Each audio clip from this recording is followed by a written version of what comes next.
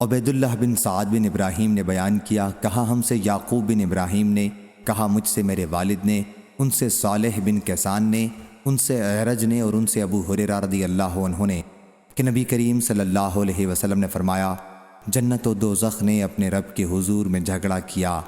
جنت نے کہا، اے رب، کیا حال ہے کہ مجھ میں کمزور اور گرے پڑے لوگ ہی داخل ہوں گے؟ اور دوزخ نے کہا کہ مجھ میں تو داخلے کے لیے متکبروں کو خاص کر دیا گیا ہے۔ اس پر اللہ تعالیٰ نے جنت سے کہا کہ تو میری رحمت ہے، اور جہنم سے کہا کہ تو میرا عذاب ہے، تیرے ذریعے میں جسے چاہتا ہوں اس میں مبتلا کرتا ہوں، اور تم میں سے ہر ایک کی بھرتی ہونے والی ہے۔ کہا کہ جہاں تک جنت کا تعلق ہے تو اللہ اپنی مخلوق میں کسی پر ظلم نہیں کرے گا، اور دوزخ کی اس طرح سے کہ اللہ اپنی مخلوق میں سے جس کو چاہے گا دوزخ کے لیے پیدا کرے گا، وہ اس میں ڈالی جائے گی، اور اس کے بعد بھی دوزخ کہے گی اور کچھ مخلوق ہے، میں ابھی بھی خالی ہوں۔ 3 بار ایسا ہی ہوگا، آخر اب پروردگار اپنا پاؤں اس میں رکھ دے گا۔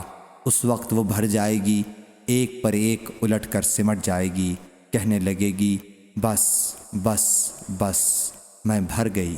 صحیح بخاری حدیث نمبر 7449۔